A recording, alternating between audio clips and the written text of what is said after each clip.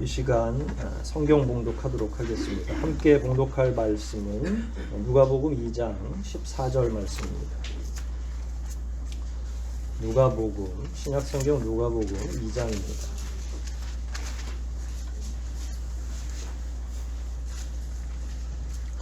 이 장 14절 말씀 한 구절입니다. 우리 함께 뜻을 생각하면서 한 목소리로 봉독해 올리도록 하겠습니다. 누가복음 2장 14절 말씀입니다. 읽기를 시작하겠습니다. 지극히 높은 곳에서는 하나님께 영광이요 땅에서는 기뻐하심을 입은 사람들 중에 평화로다 하니라. 아멘. 내일도 예배드립니다. 같은 시간에.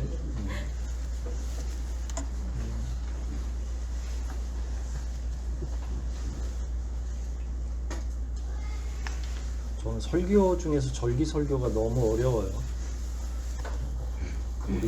제가 2005년, 6년에 요 와가지고 지금 성탄절만 열 몇 번을 보내니까 부활절도 그렇고 추수감사절도 그렇고 다행히 여러분들이 기억력이 그렇게 뛰어나지 않아서 그렇다고 또 재탕을 할 수는 없잖아요. 성탄절 이야기는 또 한정적이고 오늘은 천사들이 그 예수 탄생에 대한 고지를 이제 예수가 베들레헴에서 지금 태어나고 있고 그 일종의 저쪽에서 하나의 역사가 일어나고 있고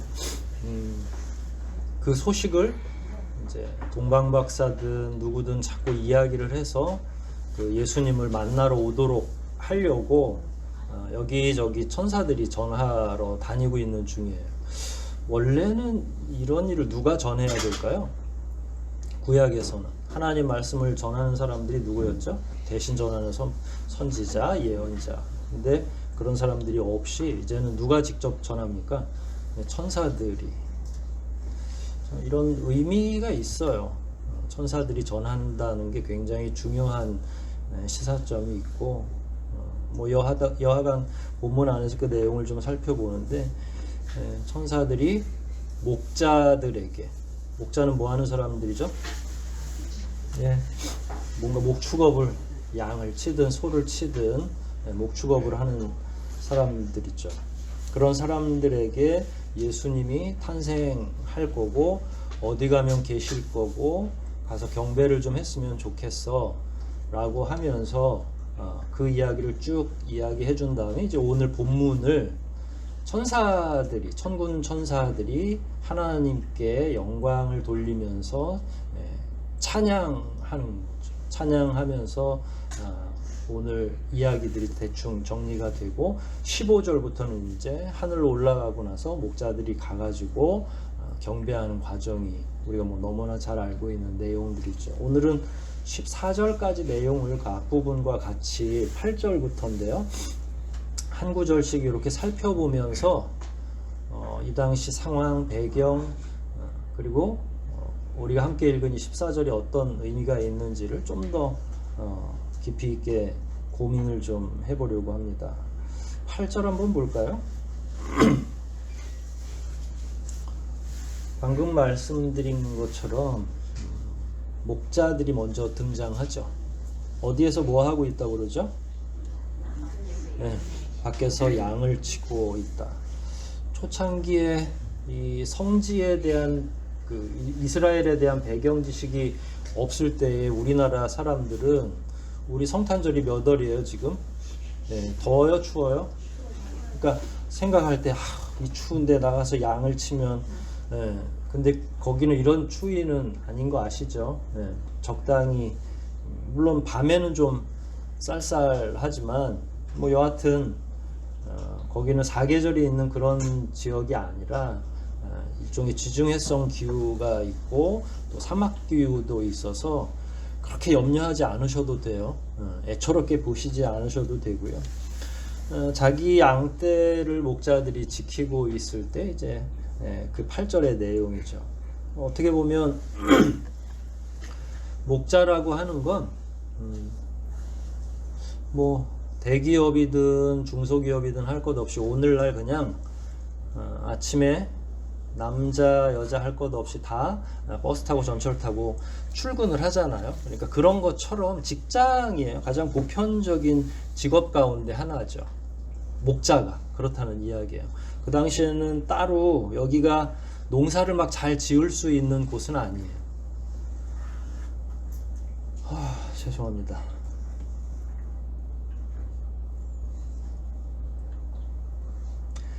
매우 평범한 사람들인데 하나님의 사자가 이 목자들에게 제일 먼저 와서 그야말로 예수 그리스도의 탄생 소식을 증거한 거죠. 사실은 하나님의 사자가 누구에게 소식을 전하느냐도 매우 중요한 시사점이 있어요. 그러니까 어떤 사람들에게 제일 먼저 복음을 증거하고 소식을 전달하느냐. 우리가 볼 때는 아무렇지도 않게 목자들, 그리고 뭐 우리가 오늘날 표현한 것처럼 그냥 일반 회사 가는 사람들 이렇게 생각하면 뭐 그런가 보다 하지만 실제로 그 당시나 지금이나 사람들에게는 계층이 있죠. 지위 고하가 있다는 거예요. 그러니까 우리 입장에서나 혹은 하나님이 보실 때 모든 사람들은 다 공평하고 동일하다고 인격적으로나 일종의 인간이 가지고 있는 본연의 가치 이런 걸로 보면 다 통일되고 동일하다고 생각하지만 그럼에도 불구하고 계급이 존재하는 건 맞잖아요.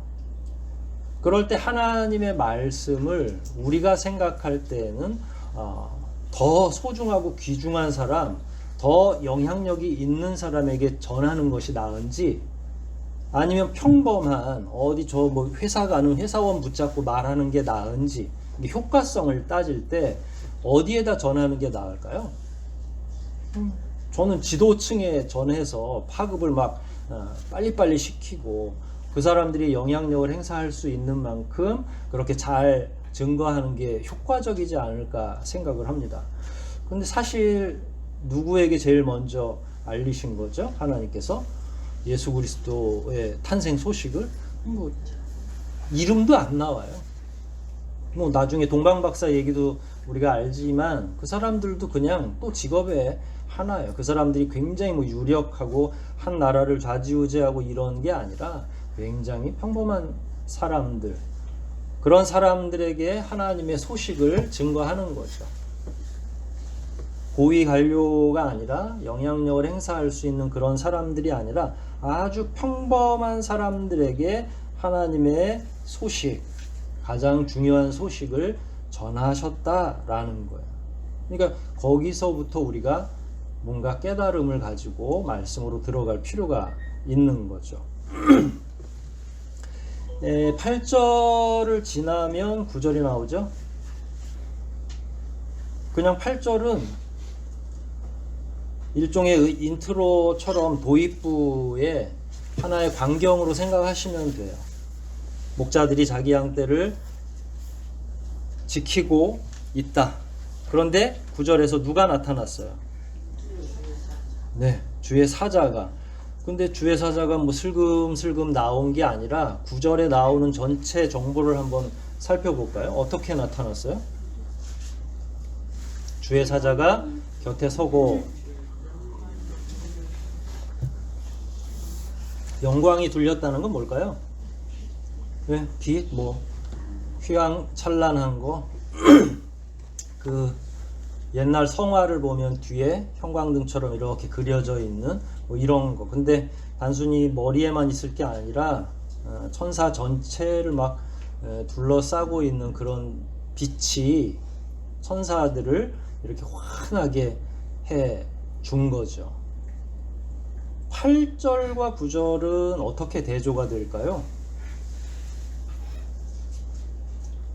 8절은 너무 평범하고 빛이 어둡고 어둠 가운데 있고, 그런데 9절은요 환한, 얼마나 대조가 되겠어요. 그러니까 작은 불빛도 어둠 가운데, 이 당시에는 형광등이 없었죠. 가로등도 없었고 뭐 우리가 후레시나 랜턴이라고 부르는 그 인위적인 등이 있는 건 아니고 뭐 모닥불 정도 피워놓고 밤에 있었을 수 있겠죠. 그런데 그런 거는 그 자기 앞에만, 그리고 모닥불이 뭐 키높이로 이렇게 크게 휘워놓는 건 아니잖아요. 그러니까 자기 앞에만 간신히 비추고 있고 거기서 사물을 간신히 판단할 정도인데, 9절에 나오는 주의 영광이라고 하는 건 어느 정도일 것 같아요? 이게 상상을 초월하는 빛이 드러난 거죠. 주의 영광이 드러났고 9절에 그들의 반응을 보니까 그들이 어떻게 했어요? 두려워한 거죠. 무서워하는지라. 그러니까 이거를 그냥 한마디로 하면 너무 놀라고 두려워했다. 왜 두려워했죠? 이런 인위적인, 이게 이제 자연적이면서 초자연적이긴 하지만 이 사람들은 근래 경험해 보지 못했던 거예요. 살면서 처음 경험해 보는 거예요. 뭐 여러분들도 저도 어릴 때 한번 그런 꿈을 꾼 적은 있는데, 뭐 형용할 수 없는 빛이 그냥 쫙 그 지상에서부터 떠오르는 꿈을 한번 꿨는데, 그거는 그냥 누가 어떻게 인공적으로 해줄 수 있는 빛이 아니에요. 여러분들도 혹시 길을 가다가 그것도 밤에 갑자기 그냥 랜턴 하나 켜지는 게 아니라 섬광이라고 하는 거죠. 일테면 군에 다녀오신 분들은 알겠지만 조명탄 같은 게 그냥 팡 터지면 눈이 부셔가지고 깜짝 놀래거든요. 그 정도의 빛이 확 터지는 거예요. 생전 처음 바라보는 거죠. 왜냐하면 이 당시에는 그냥 저녁 되면 들어가서 자는 거예요. 빛이 없기 때문에. 작은 등잔 하나 킨다고 해서, 우리나라도 70년대 60년대까지만 해도 호롱 켜고 있었잖아요. 그게 그렇게 밝지 않거든요. 근데 밖에 나갔는데 막 대낮처럼 환한 빛이 있다고 하는 건 너무 두렵고 놀라운 일이죠. 그때 우리나라도 시골에 이렇게 가면 전기도 귀하고 그러니까 형광등 같은 경우는 두 방 사이에 구멍을 뚫어가지고 하나 켜놓고 살 정도였거든요. 그런데 그때 전기 처음 들어왔을 때 사람들이 깜짝 놀랐거든요. 호롱불 켜다가 전기 들어오니까. 근데 이거는 뭐 그거에 수천 배, 수만 배 어떻게 형용할 수 없을 정도로 살면서 처음 경험한 거죠. 근데 이 구절이 왜 중요하냐면, 하나님의 계시가 그동안 끊겨 있었다가 다시 등장하는 걸 의미하거든요. 아까 천사가 직접 계시했다라고 하는 거, 예언자가 없다라고 하는 것과도 관련이 됐고, 하나님이 예를 들어서 아브라함을 처음 만나셨을 때 천사들을 먼저 보내시거나 천사의 모습으로 변하시거나 이런 방식으로 직접 만나 주시거든요. 그때는 예언자가 있었어요? 없었어요? 그러니까 예언자가 없는 시대에는 누가 직접 나오시는 거예요?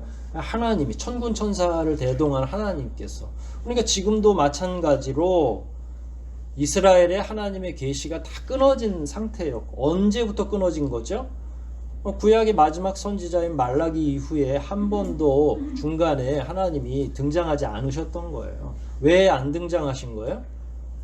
뭐 우리 표현으로 도탄에 빠진 거죠. 정치적으로, 종교적으로 완전히 이스라엘이 망가질 대로 망가져 있으니까 예언자를 세울 수도 없고, 그래서 하나님께서 침묵을 하신 거예요. 의도적으로 침묵을 하신 거죠. 그걸 깨트리는 순간이 언제냐면 천사가 나타나서 정말로 사람들이 경험해보지 못했던 그 빛을 보게 하심으로 하나님의 역사가 다시 시작했다라고 하는 거. 근데 그 시작을 누구와 함께 하고 있다고요? 8절에 세상의 평범한 사람들, 어떻게 보면 우리 같은 사람들과 하나님이 처음으로 하는 거예요. 저는 언제든지 하나님이 선택하는 자들은 이런 자들이라고 생각합니다.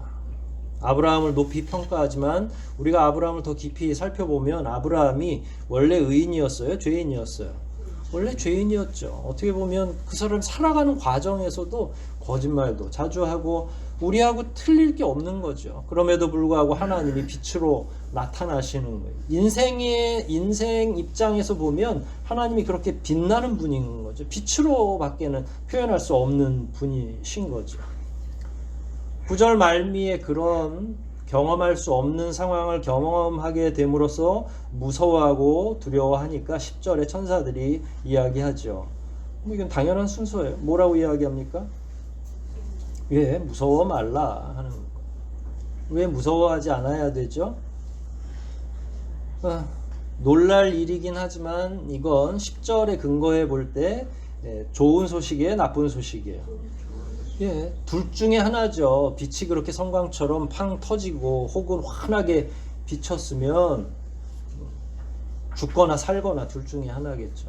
근데 교묘하게도 성경에서는 빛이 나타나면 하나님이 개입하시는 거고, 사도 바울은 사울의 입장에서 다메섹 도상으로 가면서 빛 속에서 예수 그리스도를 만나게 되는 거예요. 눈을 멀게 되지만 새로운 눈을 뜨게 되잖아요. 영의 눈을, 세상의 눈으로 보면 감당할 수 없는 빛이지만 영의 눈이 뜨임으로 인해서 하나님의 자녀가 되고 예수 그리스도의 가장 중요한 사도가 되는 것처럼 하나님께서 예수 그리스도의 탄생과 더불어서 천사들을 보내서 사람들에게 빛으로 말씀해 주시는 거죠. 좋은 소식입니다, 빛은.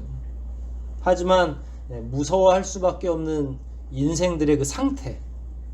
왜냐하면 평소에 하나님의 말씀을 알아듣고 이런 계시가 있으리라고 예측했으면 여러분들이 어떤 마음으로 로또를 사는지는 잘 모르겠습니다만은 다들 무슨 꿈을 꾸고 로또를 사요?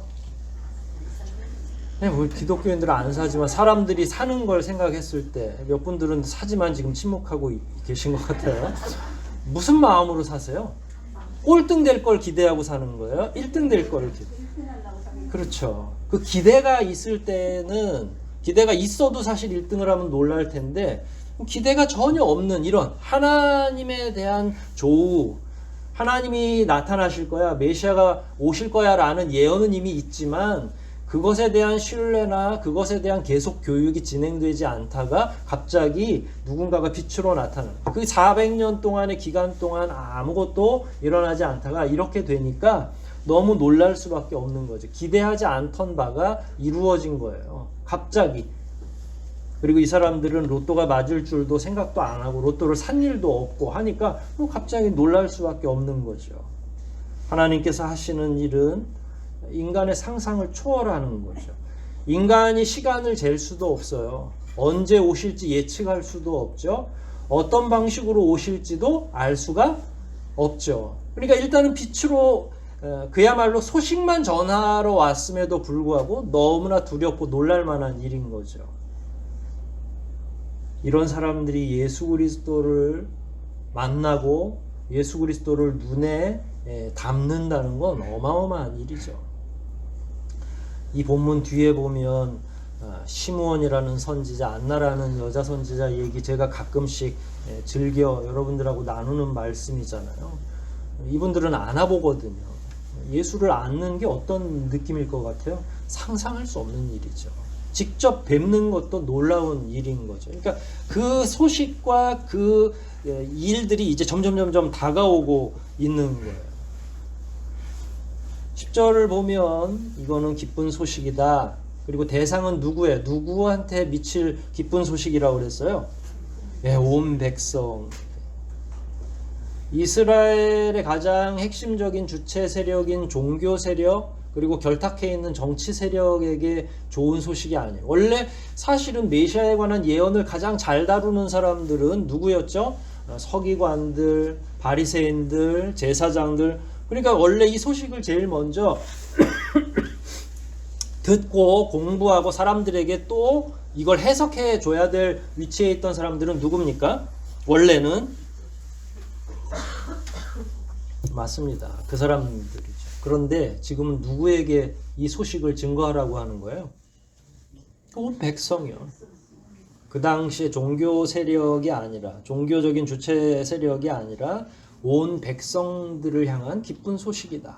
그러니까 어떤 한정적인 계층을 향한 좋은 소식이 아니라 누군가에게만 좋은 소식이 아니라 온 백성에게 좋은 소식. 그걸 일컬어서 영어로는 기쁜 소식을 뭐라고 그래요? 굿뉴스라고 하는 거예요. 그걸 복음이라고 이야기하는 거죠. 복된 소식이 복음이거든요. 근데 그 복된 소식은 11절에 드러나요. 11절에 뭐라고 기록되어 있습니까? 복된 소식을 이렇게 분해해서 뭐라고 표현됐죠?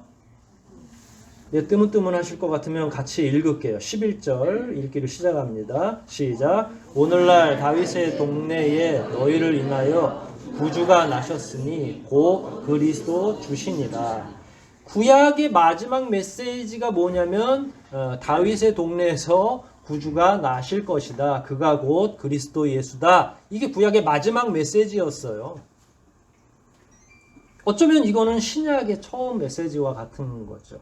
그걸 성취하는 거예요. 그런데 문제는 이 목자들이 평소에 성경을 잘 알았거나 뭔가 이해가 깊은 사람들 같으면 무릎을 쳤겠죠. 그렇구나. 이게 예전부터 우리 아버지로부터 할아버지로부터 들었던 그 얘기구나 라고 생각했을 텐데 종교 지도자들이 더 이상은 이 메시아 예언을 이렇게 뚜렷하게 편안하게 가르치고 있지 않죠.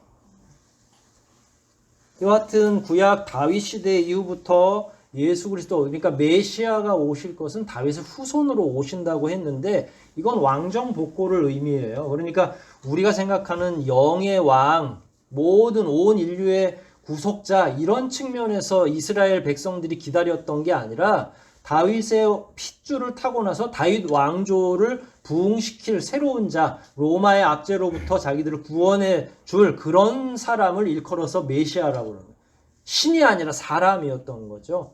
왕조를 계속 유지할 그런 사람. 그래서 예언을, 동일한 예언이지만 유대인들은 다윗의 왕조, 다윗의 핏줄에서 누군가가 나와서 다윗의 왕조를 다시 일으키고 부흥시킬 것이다 라고 한 거예요. 근데 그것만 지금 종교 지도자들이 기다리고 있는 거죠. 이 11절은 12절의 표적이라는 말과 연결이 됩니다. 12절은 상당히 어려운 말씀이에요. 근데 사실 읽기에는 그렇게 어렵지 않아요. 12절 제가 읽어볼게요. 너희가 가서, 지금부터가 중요해요. 강보에 쌓여 구유에 누인 아기를 볼 것이다. 어디에 쌓여요? 강보에 쌓여 구유에 누인, 누구를 봐요? 아기를 볼 것이다. 그래 놓고 마지막에 뭐라고 그래요? 사자가 이것이 너희에게 표적이라. 지금까지 선지자 없다고 얘기를 했죠. 그 다음에 왜 표적이라고 하냐면, 표적이라고 하는 건 명확하게 잘 알아채지 못할 때에 거기 사인으로 써 있어. V라고 써 있든지 J라고 써 있든지 그걸 찾아오면 돼 할 때 표적을 남긴다라고 하는 거잖아요. 그런데 여기서 사인은 사실은 11절에서 연장된 거예요. 그 예언의 약속이 지금 성취될 건데, 그러면 그 예언이 성취된다는 사인은 어떻게 너희들이 알아챌 수 있냐면, 왜 이렇게 표현했냐면, 사실은 애기 엄마나 애기 아빠도 자기가 낳은 지금 아기들이 어떤 사람이라는 거, 어떤 존재라는 걸 명확히 알아요, 몰라요? 사실은 몰라요. 손님이 오면 맞습니다. 이분이 우리를 도탄에서 구원해낼 예수입니다. 이렇게 소개를 해주면 되게 간편하죠. 그럼 표적이 필요 없는 거예요. 그렇다고 또 예수님이 저 부처님처럼 낳자마자 천상천하 유아독존하고 짠하고 자기가 자기소개를 할 수가 없잖아요. 그러니까 예수님도 응애 애기일 뿐이고, 예수님의 부모도 메시아의 구원 그리고 그 구원의 성취가 어떻게 될지를 설명해 줄 수 있는 상태가 아니니까 천사들도 답답한 거예요. 메시아가 낳긴 낳는데 이 메시아를 알아볼 수 있는 방법이 별로 없어. 여기에 인을 치고 나왔으면 모르겠어. 이마에 J 지졌으니까 J를 썼든지 이름은 편하겠는데 그건 아니고. 그래서 그 표적 중에 하나가 뭐라는 거예요? 다시 12절을 보세요. 강보에 쌓여 구유에 누인, 바로 그 아기가 누구라는 거예요? 다시 11절로 가면 다윗의 동네에 너희를 위하여 구주가 나셨으니 곧 그리스도 구주시니라. 우리를 구원하실 구원자가 바로 그런 표적 가운데 올 것이다. 그럼 이제 굉장히 쉬워졌죠. 예언도 이야기해줬고 그 예언을 이룰 아기 예수가 누구라는 것도 표적으로 딱 보여준 거죠. 이 11절과 12절은 어떻게 보면 굉장히 쉬운 구절이지만 구약의 근거에서 볼 때 11절은 구약의 예언이죠. 아까 말씀드렸잖아요. 예수 그리스도가 오실 것이다 라는 것이 구약을 다 이렇게 흔들어가지고 원심불리기에 돌리면 예수님이 올 거예요. 오실 메시아를 예언하는 게 구약의 전체 내용이에요. 창세기부터 누구를 계속 가리킨다고요? 구약은 예수님을. 근데 아직 안 오셨죠? 신약은요? 신약은 오신 메시아를 가리키는 거예요. 그러니까 11절의 구약의 예언이 이제 성취되기 시작을 하는 거죠. 그런데 불행히도 이런 표적은 원래 선지자들이 이야기를 해야 되는데 선지자들이 없고 따로 없으니까 누가 직접 말하고 있는 거예요? 천사가 직접 이야기하는 거죠. 그리고 이 표적은 항상 하나님의 사인이에요. 사람들끼리는 이런 얘기를 할 필요가 없죠. 결국은 이 표적 자체가 예언의 성취를 말하는 것이죠. 그리고 나서 이제 13절에 호련히 허다한 천군이, 그러니까 갑자기 또 누가 등장한 거예요? 하늘에서 하나님과 함께 있는 천군들이 천사들을 옆으로 보필하러 내려온 거예요. 근데 여기는 아마 천상의 찬양대가 같이 있었던 것 같아요. 그리고 나서 찬송한 내용이 뭐예요? 오늘 우리가 함께 읽은 본문 내용이죠. 찬송 내용이 바로 14절 내용입니다. 왜 찬송할까요? 갑자기. 사실 이 소식을 들었으니까 원래는 누가 찬송해야 돼요? 이 소식을 듣고 들은 경청한 사람들이 이야기를 하고 찬송을 해야 돼. 아, 하나님 감사합니다. 이래야 되는데 문제는 이 백성들이 하도 오랜만에 400년 만에 이런 소식을 들으니까 뭐 찬송할 겨를이 없죠. 여러분 구약을 우리가 이렇게 상상을 해보면 하나님을 처음 만난 사람들이 찬송해요? 뒷걸음질 쳐요? 다 뒷걸음질 칩니다. 모세도 그러했고 아브라함도 분간을 하지 못하고 선지자들도 부르면 자꾸 자기는 아니라고 하고 딴 사람 부르라고 하고 하나같이 뒷걸음질 치는 거죠. 하나님에 대한 명확한 인식이 없을 때 나타나는 반응이죠. 근데 우리같이 예수님을 잘 아는 사람들에게 만일 하나님이 그런 표적을 알려줬으면 우리는 찬송할 수 있겠죠. 아, 영광을 돌리옵니다. 왜냐면 우리는 배운 사람들이니까. 근데 이 당시에 목자들은 어때요? 그런 겨를이 없는 거. 어안이 벙벙한 상태로 가만히 있으니까 결국은 찬송도 누가 대신 해주는 거예요? 천군 천사들이. 왜 찬송한다고 그랬죠? 구약을 하나님께서 구약의 그 예언과 언약을 다 성취해 주신 것, 약속을 이루어 주시는 하나님의 그 신실함을 찬송하는 거죠. 여러분, 하나님을 찬송하기 위한 주제가 따로 있는 건 아니에요. 우리는 대충 어느 때 찬송하냐면 감사한 일이 있을 때, 뭔가 우리에게 득이 있거나 고마울 때, 이럴 때 주로 찬송하고 싶은 마음이 있죠. 물론 슬플 때도 합니다. 근데 두 개가 다 극단적인 거예요. 잘 안 될 때 슬프거든요. 그러니까 잘 되거나 안 될 때, 그런 보편적으로 찬양을 잘 못하는 거죠. 근데 잘 되는 것 가운데 가장 좋은 건 우리의 영혼이 하나님으로부터 구원받는 게 가장 위대한 잘된 일이거든요. 그러니까 그런 부분에서 아쉽게도 목자들이 잘 찬송을 했으면 좋을 텐데 그러지 못하니까 이 예언의 역사에 대한 찬양을 천군 천사들이 한 거죠. 찬송을 통해서 영광을 돌리는 거예요. 창세 때부터 하나님께서 구원해 주시기 위해서 인생들의 눈으로 보면 멈칫멈칫하고 마치 구약 이후에 400년 동안 쉬고 계신 것처럼 보여지지만 하나님은 한순간도 구원을 위해서 쉬지 않으신 거예요. 천년이 하나님께는 한 경점 같으니까 뭘 쉬겠어요. 뚝딱 하는데 쉴 게 뭐가 있겠어요. 우리 하나님 피곤치도 않으시고 주무시지도 않는 분이니까. 특별히 하나님의 온통 하나님을 사로잡고 있는 건 죄 가운데 있는 우리를 구원하시는 일이거든요. 그리고 그 계획을 짜셨고 그 계획을 완전하게 실행시키기 위해서 우리는 넉넉히 있지만 하나님의 구원의 역사는 열심히 부지런히 움직이고 계셨던 거죠. 예수님 탄생 전에 누가 먼저 6개월 전에 탄생하죠? 예, 요한이 탄생하죠. 그것도 누가 이루신 거예요? 하나님께서.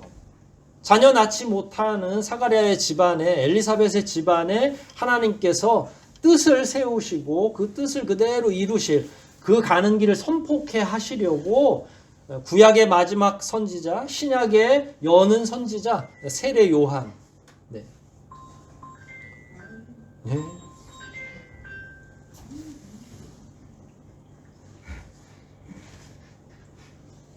하나님께서는 그런 일들로 늘 우리를 위해서 준비하고 계시는 거죠. 그러니까 그걸 우리가 못 알아챌 뿐이지 하나님은 이루시는 거예요. 그리고 하나님은 한번 약속하시면 그 약속을 반드시 지키시는 분이죠. 그걸 우리는 신실하다라고 해요. 하나님의 그 신실성을 찬양하는 것, 그 신실성에 대해서 영광을 돌리는 건 너무나 당연한 거죠. 여러분, 하나님의 구원의 역사를 하나님이 창세 때부터 지금 예수 그리스도 메시아의 탄생까지를 가장 곁에서 지켜본 존재들이 어떤 존재예요? 물론 삼위일체 하나님이 그 일을 지속하셨으니까 성자, 성령, 또 성부 하나님께서는 이 일을 다 알고 계시는 거고, 그 일을 보필한 존재들은 어떤 존재예요? 지금 천군 천사들인 거예요. 이게 영적 존재라서 이분들을 어떻게 불러야 될지 모르지만 천군 천사는 하나님이 계획을 세우실 때부터 인류를 어떻게 구원해야 될지, 그래서 순간순간에 하나님의 명령을, 늘 하나님의 구원 계획을 다 알고 있으니까 아브라함을 불러라, 그 다음에 사무엘도 불러라. 그럴 때마다 누가 내려가요? 천군 천사들이 가서 그들을 부르고 뭘 알려주는 거예요? 누구의 계획을 다 고지해 주는 거예요? 하나님의 그 원대하고 위대한 계획. 그런데 이제 그렇게 뜨문뜨문 사람들에게 알릴 필요가 없어졌어요. 이제부터는. 이젠 진짜 주인공이 나오신 거죠. 예수 그리스도가 나오신 거고. 그 다음에 이제 이런 일들은 예수님과 예수님의 제자들에게 맡겨져요. 물론 그 다음에도 천사를 볼 수 있겠죠. 그 다음에도 천군 천사들이 활동을 할 수 있겠죠. 그러나 예수님이 이 땅에 오심으로 말미암아 새로운 선지의 시대가 열리는 거예요. 그게 신약의 시대라고 표현할 수 있는 겁니다. 사람이 없을 때에는, 선지자의 역할을 감당할 자들이 없을 때에는 하나님을 보필하던 자들이 이 땅에 내려와서 그 일들을 감당해 주지만, 이제 예수 그리스도를 통해서 누가 세워집니까? 제자들이, 사도들이. 그리고 그 제자와 사도들이 끝내고 그냥 다 승천해버리나요? 그러지 않고 그 제자들의 제자들이 세워지고, 그 제자들의 제자들의 제자들이 세워지고, 그 영광스러운 반열에 오늘날 누가 있는 거예요? 우리가 있는 거죠. 우리가 아무 역할을 안 하면 궁극적으로 또다시 누가 내려오겠어요? 네, 천사가 내려오겠죠. 이런 모든 역사를 알고 있는 천군 천사의 입장에서는 하나님 곁에서 시공을 초월해서 이 역사의 과정을 모두 알고 있는 거예요. 그러니까 제가 봐선 이 존재들도 하나님의 그 신실하심, 하나님이 끝까지 그 구원을 이루시려고 준비하셨고 계획하셨고, 그리고 실행에 옮기시는 이 과정을 다 지켜보고 있으니까, 하나님의 그 역사를 완전하게 아니까 하나님께 영광을 돌릴 수밖에 없는 거죠. 이제 그리고 본인들은 그동안의 구약의 모든 사명들을 감당한 거예요. 구원과 관련된 모든 사명들이 감당된 거죠. 구원 역사를 아는 자들이 찬양하는 건 당연합니다. 당연합니다. 그래서 우리에겐 어떤 의무가 있어요? 하나님을 경배하고 찬양할 의무가 있는 거죠. 왜요? 우리는 하나님의 구원 역사를 성경을 통해서 배웠기 때문에. 오늘날도 하나님의 영적인 존재들, 이를테면 하나님께서 부리시는 천군이나 천사가 역사할 수도 있겠죠. 그러나 오늘날에는 주로 누가 이 역할을 감당합니까? 신자들이 감당합니다. 그 소식을 들었고 여태까지 키워진 모든 성도들이 기쁜 소식을 증거하는 거예요. 전도하고 복된 소식을 전파하는 역할을 누가 감당합니까? 우리들이 다 하고 있는 거잖아요.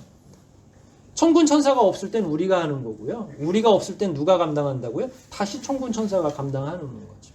그러나 신약의 시대가 열리고 나서는 이제 우리가 그거를 다 위임받아서, 그래서 오늘날 이 찬양의 역할은 누가 합니까?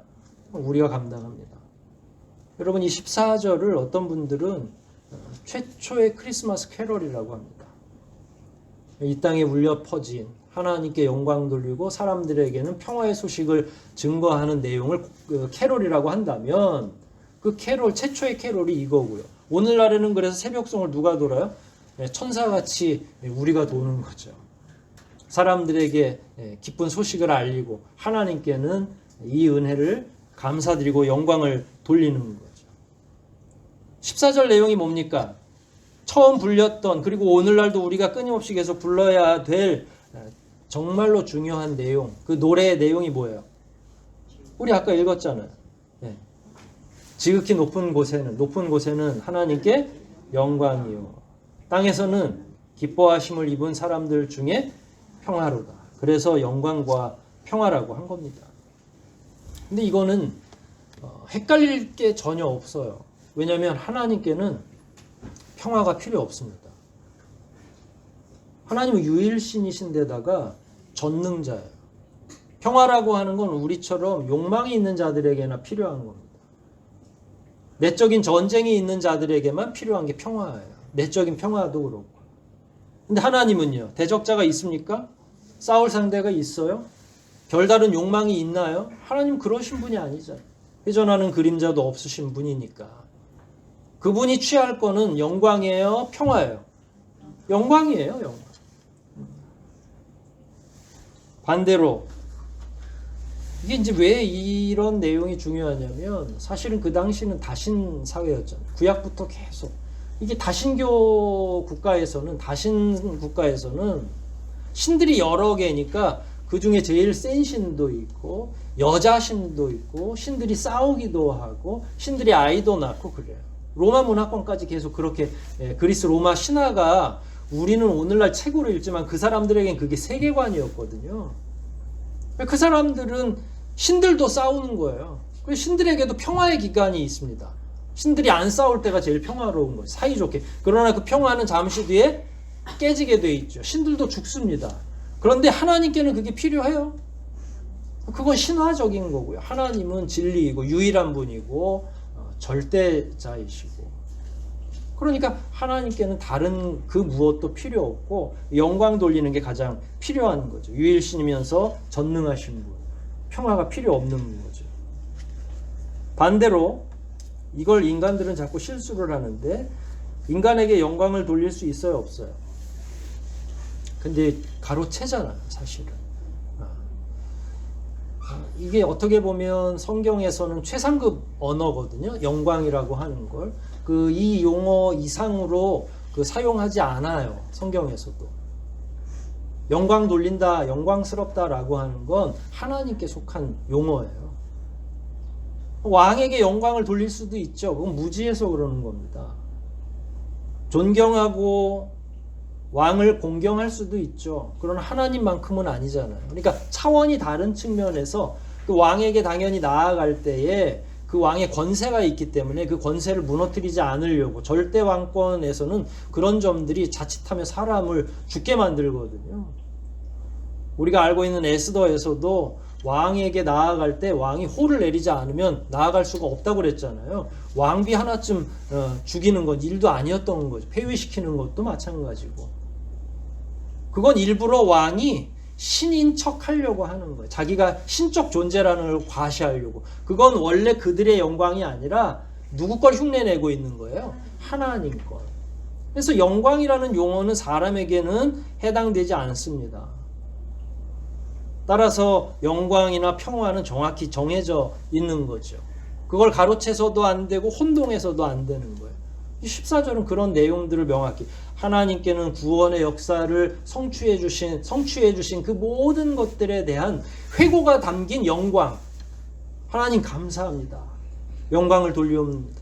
하나님께서 그 태초부터 계획하시고 인생들의 시간으로 보면 4,000년, 5,000년이 흘렀음에도 불구하고 한 획도 틀리지 않고 정확하게 이루시는 하나님의 그 놀라운 섭리, 이런 것들에 대해서 감탄할 수밖에 없고, 하나님이 아니시고서는 어느 누구도 이런 신실한 약속을 성취할 수가 없잖아요. 저하고 여러분의 인생은 길어야 100년, 120년이라고 하는데 뭘 성취하겠어요? 5,000년 동안.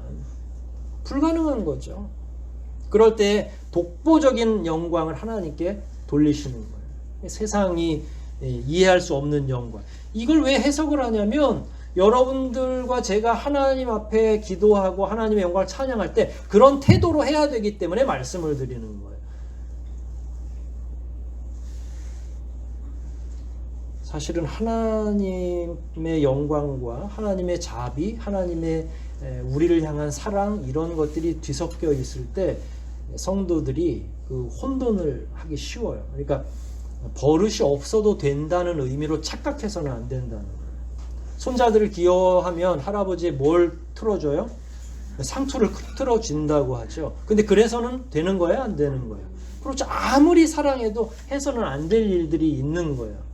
하나님, 우리 사이가 그런 거죠. 하나님을 영광스럽게 찬양할 때에는 최상의 찬양을, 최상의 영광을 돌리지만 하나님과 사랑의 관계 안에 있을 때, 하나님을 아버지라고 부르면서 기도하고 할 때에는 또 천진난만한 아이로, 자녀로 하나님께 나아가는데 요걸 혼돈하면 안 된다는 거예요. 그런 내면들이 그 가운데 있기 때문에 영광이 굉장히 중요한 것이고, 사람들의 평화도 마찬가지죠.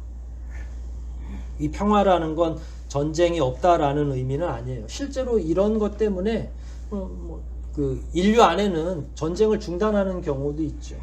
크리스마스하고 연관된 그 예화들을 살펴보면, 오늘 성탄절이니까 오늘만큼은 우리 총뿌리를 겨누지 말고 휴전하자 이렇게 이야기하는 경우도 있다고 해요. 심심치 않게 전 세계 전쟁 역사를 살펴보면 그런 경우가 있다고 합니다. 그런데 여기서 평화는 그런 것뿐만 아니라 더 확장되는 거죠. 영적이고 내적인 자유를 의미하는 거예요. 이게 내적인 불화가 없어야 되는 거죠. 욕망이 없어야 됩니다. 가치에 대한 기준이 세상과 달라야 평화를 누릴 수가 있어요. 서로 헐뜯거나 손가락질하지 않는 거죠. 이건 뒤집으면 사실 평화가 있을 때, 내 안에 평화가 있을 때 이런 걸 이길 수 있다는 말이기도 해요. 근데 이 평화는 누가 주는 거예요? 본문 전체로 놓고 보면 누가 왔기 때문에 평화가 시작이 되는 거라고 이해하면 될까요? 예수 그리스도가, 예수 그리스도를 내 안에 받아들이고 이전까지의 가치관, 이전까지의 세상을 살던 방법을 내려놓고 예수 같은 방법을 내가 습득함으로써, 그래서 예수님이 싸우지 않으신 거예요. 뭘 가르쳐 주려고요? 평화를 가르쳐 주려고, 욕심을 없애버리려고. 예수님이 언제 주머니에 동전 하나 가지고 다니셨어요? 그렇지 않았죠. 밥대를 걱정하지 않으셨잖아요. 인간이 가지고 있는 가장 기본적인 욕망조차도 예수님은 편안하게 내려놓으신 거죠. 제자들이 그걸 보고 배우게 됐고 그 다음 제자들이 그걸 보고 배우도록 되어 있는데, 문제는 이게 중간중간에 끊기는 거죠. 그러니까 예수 그리스도를 제대로 받아들인다면 저하고 여러분도 내적인 불화가, 갈등이, 염려가 많이 사라지겠죠. 어제 저녁에 주무실 때 무슨 고민하고 주무셨어요? 아이고, 내년에는 또 일이 될라나 말라나부터 시작이었어요. 네? 그게 그렇게 되면 그런 상태에서는 평화가 있는 거예요? 없는 거예요? 평화가 없죠. 아이고, 뭐 목사님이라고 별다를 것 같아요. 똑같습니다. 제가 사실 잠들면 저의 추한 모습을 모르잖아요. 제가 이도 많이 갈고 코도 많이 곤다고 그러더라고요. 뭘 그 스트레스를 많이 받는지. 사는 게 그런 건가 봐요. 내적인 평화가 계속 유지되지 않으면 결국 우리 몸과 영혼이 축이 나는 거죠. 예수 그리스도를 깊이 묵상해야 될 이유가 거기 있는 거예요. 여러분들을 더 활기차게 하고 살아나고 싶으면 고민과 걱정을 할 게 아니라 예수를 묵상해야 되는 거죠. 그 평화를 내가 받아들여야만 가능한 거니까. 그분을 더 자주 만나야 되고 그분을 더 많이 묵상해야 되고. 우리 안에 욕망이 얼마나 많이 있습니까? 인생들에게 참된 평화가 없는 까닭이 거기 있는 거죠. 서로 손가락질하고 공격하고 본성이 워낙이 악하고 우리가 가지고 있는 게 다 거짓 투성이고 심지어 하나님을 배반하는 것도 또 한 주에 서너 번씩 되고, 그러다 보니까 개인과 개인의 불화가 있고요. 국가와 국가 사이에 전쟁이 일어나는 게 외적으로 그런 겁니다. 내 안으로 보면 영과 영이 싸우는 거죠. 내면 세계에서도 우리가 전쟁을 치르는 거죠. 사실 전쟁을 안 치르는 게 제일 위험한 상황이에요. 악한 영이 나를 사로잡기 시작하고 예수의 영이 내 안에 없으면 전쟁이 없어요. 예수의 영이 내 안에 존재할 때 전쟁이 시작되거든요. 옛 영을 깨트리려고 하는 내적인 전쟁이 일어나는 건 상당히 좋은 일이에요. 그래서 예수의 영역이 점점 넓혀지고 내가 온전히 예수님만을 구주로 나의 주인으로 섬기기 시작할 때 진정한 뭐가 생겨요? 평화가 생기는 거죠. 그게 안 되는 이상은 계속 싸우는 거예요. 인생 살아가는 동안에 우리는 늘 전쟁을 일으킬 수밖에 없고 전쟁 속에 살 수밖에 없는 거죠. 그래서 이제 마지막 장례 예배 때는 이제 모든 고생과 수고를 다 내려놓고 어디를 건너가요? 요단강 건너가는 거죠. 그때서야 비로소 손을 놓을 수가 있는 거예요. 여러분, 예수 그리스도를 받아들이십시오. 그분이 우리에게 평화를 끼치려고, 기뻐하심을 입은 자들에게 평화가 되기 위해서 오신 분이니까. 하나님이 여러분들을 기뻐하시는 자로 부르셨잖아요. 하나님 앞으로 부르셨고 자녀 삼아 주셨잖아요. 그럼에도 불구하고 아버지 하나님의 그 풍성함에 참여하지 못한다면 그건 우리의 어리석음 때문이 아니겠습니까? 싸우십시오. 전쟁을 일으키세요. 의도적으로 예수 그리스도와 내 안에 내적인 갈등을 자꾸 일으켜서 그 전쟁에서 이겨야만 진정한 평안을, 진정한 평강을 누릴 수 있는 것 아니겠습니까? 이 14절은 크리스마스 찬송이면서 동시에 예언에 대한 선포라고 할 수 있죠. 천군 천사가 이 얘기를 하는 순간에 사실은 예수 그리스도는 아기의 상태였어요. 하지만 평화를 주시러 오셨다고 했으니까 이 아기가 나중에 점점 성장해서 십자가를 짊어지면 나중에 인류에게 평화를 줄 것이다 라고 하는 거죠. 이 메시지 자체가. 이 일로 하나님께는 영광이 돌려질 거죠. 마치 다람쥐 쳇바퀴 돌듯이 지금도 구원에 대한 역사를 이끌어 주신 것에 대한 영광도 있지만 사실 구원의 마지막은 어디예요? 어디에서 이루어지게 되어 있죠? 십자가 위에서 이루어지도록 되어 있잖아요. 그러니까 그때도 하나님께 영광이 돌려질 거예요. 이 첫 번째 캐롤은 십자가 상에서까지 퍼져야 되는 거예요. 울려 퍼져야 되는 거예요. 왜냐하면 예수님이 십자가를 거절하면 어떻게 돼요? 하나님의 모든 구원의 역사가 또 그냥 망가지는 거죠. 예수님이 반드시 십자가를 짊어지셔야 돼요. 그래서 이 노래는 굉장히 어떻게 보면 예수님의 일생을 놓고 본다면 굉장히 슬픈 예언에 들어가는 거죠. 나중에 우리를 구원하시기 위한 십자가까지 그 안에 담겨져 있는 예언이니까. 이제 예언의 성취를 위한 시작에 불과한 거예요. 성탄이라고 하는 건 기쁨이면서 동시에 시간을 역순한다고 하면 예수님이 십자가에 달려 돌아가시는 그 시작이 된 거잖아요. 우리는 그 끝을 알고 말씀을 살피는 거니까 그 마음의 부담이 더 있어야 되는 건 맞잖아요. 그래서 우리는 이 시기를 그냥 즐겁게 선물 교환하는 것만으로 지켜서는 안 된다는 말씀들이 바로 그런 의미 때문에 그런 겁니다. 예수 그리스도의 탄생은 바로 이런 내용들을 요약한 거고 그 요약을 목자들이 이해해야 되는데 지금 이스라엘 목자들이 이 요약을 정확하게 이해하고 있는지 모르겠어요. 예수님은 우리에게 어떤 존재입니까? 본문에 한해서 한번 잘 묵상해 보십시오. 예수 그리스도는 평화를 가져다 주시는 분이죠. 우리 내면의 이 평화라고 하는 건 우리 내면의 영적 전쟁을 종식하고 전쟁을 종식했으니까 결국은 말씀으로 무장할 수 있는 그런 상황이 되는 거죠. 그 다음엔 이길 수 있는 거예요. 영의 상태가 평안한 상태로 유지되는 거죠.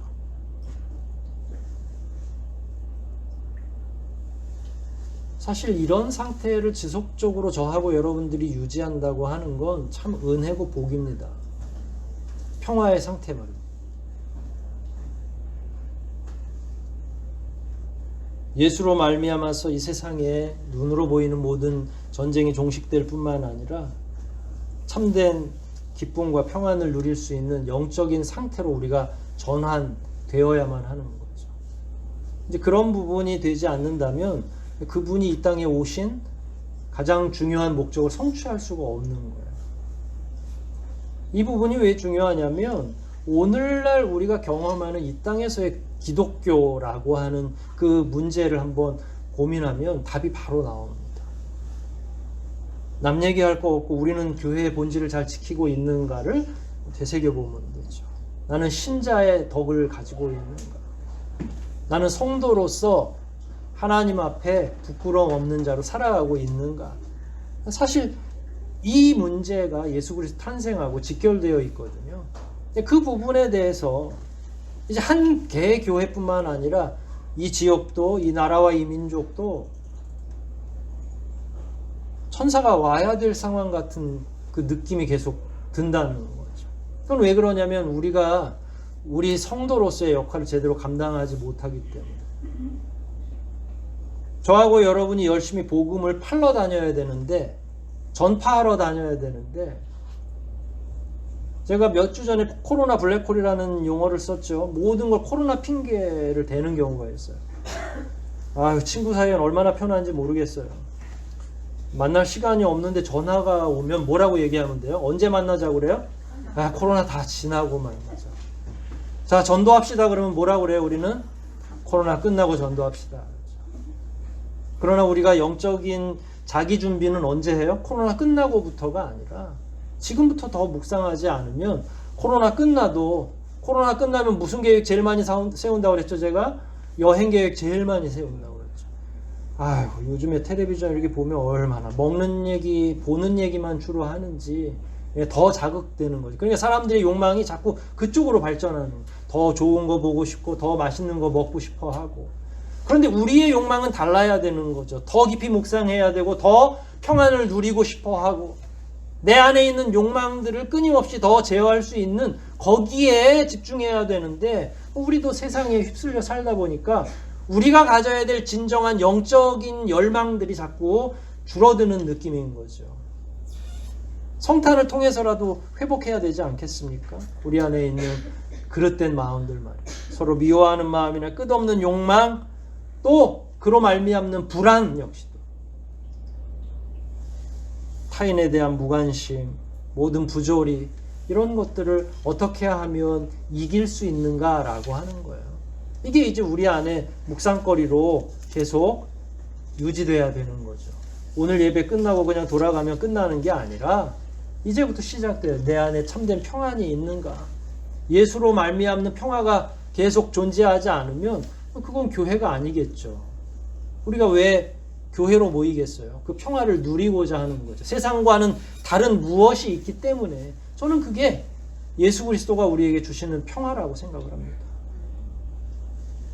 성탄은 이런 의미들이 있고, 또한 천사들이 목자들에게 하나님의 이 언약의 성취 내용을 처음으로 전한 것처럼 이제 우리들에게 그런 역할과 임무가 전달된 거죠. 그런 사명이 우리에게 있는 거예요. 천군 천사의 그 역할을 이 시대에는 그분들이 직접 내려오면 굉장히 혼란에 빠지겠죠. 막 미국에서도 막 CNN에도 나올 거고 막 천군 천사들이 노래 부르고 환한, 말이 안 되잖아요. 그건 우리를 무시하는 거죠. 왜냐하면 이 시대에는 누가 하면 돼요? 저하고 여러분이 그 역할을 하면 되는데 그걸 왜 천군 천사를 시켜요? 저하고 여러분의 자존심이 있지. 예언자가 죽은 시대가 되지 않았으면 좋겠습니다. 이 시대가, 대한민국이, 온 세계가. 교회가 제 몫을 해야만 하는 것 아니겠어요? 예수님의 재림 때까지는. 그 제 몫이라는 게 뭐냐면 이런 캐롤을 불러주는 거예요. 그래서 우리는 의미 없이 예전에는 했던 기억이 있죠. 10년, 20년 전만 해도 아파트라도 이렇게 가서 새벽송 돌아주고 함께 하나님께 영광 돌리고, 그리고 이 구절을 꼭 읽었거든요. 사인 딱 하면 하나님께는 영광이고 기뻐하심을 입은 자들에게는 평화, 이렇게 해서 이야기하고 메리 크리스마스 이야기하고, 그러면 이제 권사님 집사님들이 준비한 과자도 받아다가 청년들이, 중고생들이 같이 파티도 하고, 그 캐롤을 우리가 했어요, 사실은. 그런데 이런 의미를 알고 한 건 아니죠. 다시 새벽송 하자는 얘기는 아니고요. 복된 소식을 전하자는 이야기입니다. 사람들에게 평화를 전해야죠. 이 평화를 전할 때 비로소 내가 평화로워져요. 사람들의 영혼을 구원하는 이 소식을 다른 사람에게 전해본 사람이 평화로워진다고요. 복음 전도를 안 해본 사람은 그 평화가 무엇인지를 잘 모릅니다. 묵상 훈련의 최정점은 전도라고 저는 생각하거든요. 묵상하라고 그러니까 아무 목소리도 안 내고 가만히 꿍얼꿍얼거리고 있는 게 아니라 진짜 묵상은 뭐냐면 하나님의 이 모든 내용을 사람들에게 증거해 주는 게 묵상 훈련의 최고점이라는 거예요. 우리는 근데 배우기는 많이 배우는데 입술을 열진 않잖아요. 저는 이번 성탄이 저하고 여러분들에게 그런 의미를 완전하게 알아채는 성탄이었으면 좋겠다는 거예요. 축하하고 즐겁게 지내는 것도 중요하지만 그보다 더 중요한 것이 바로 이런 의미를 알고 사명의식을 고취해야 하는 거예요. 그때는 천사와 천군들이 그 일을 했지만 이제는 우리가 감당하겠습니다. 그 평화를 제가 누리겠나이다 하는 그 의미 말입니다. 모쪼록 이번 성탄이 우리 모두에게 축하할 일이며 동시에 사명을 나누는 의미 있는 성탄이 다들 되시기를 주의 이름으로 축복합니다. 이 시간 우리 말씀 생각하면서 한번 기도하시겠습니다. 하나님께는 영광, 기뻐하심을 입은 이 땅에는 평화라고 했는데 이 의미가 나에게 어떤 의미로 각인되어야 하는지 이 시간 다시 한번 주님에게 요청하십시다. 하나님, 제게 예수로 말미암는 평화를 허락하여 주시옵소서. 지금이라도 늦지 않았으니 내가 예수로 말미암아 영적인 전쟁을 시작하게 도와주시옵소서. 하여 우리에게 주어진 이 사명을 능히 감당하는 우리 모두가 되게 하여 주시옵소서. 함께 통성으로 기도하시겠습니다.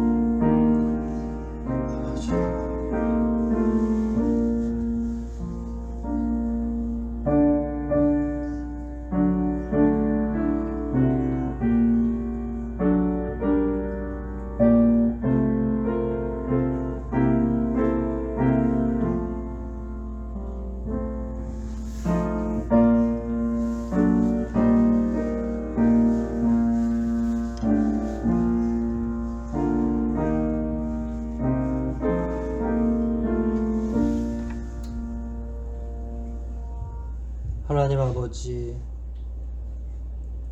성탄을 맞이하여 예수 그리스도의 탄생의 의미와 더불어 천군 천사들이 하나님께 영광을 돌린 그 노래의 의미를 다시 한번 책임질할 수 있는 은혜를 베풀어 주셔서 감사하옵나이다. 아버지께 영광을 돌리며 동시에 우리에게 참된 평화가 되기를 소원하는 마음으로 저희들 이 자리에 나왔사오니 여기 있는 모든 성도들의 심령 가운데 평화를 허락하여 주시옵소서.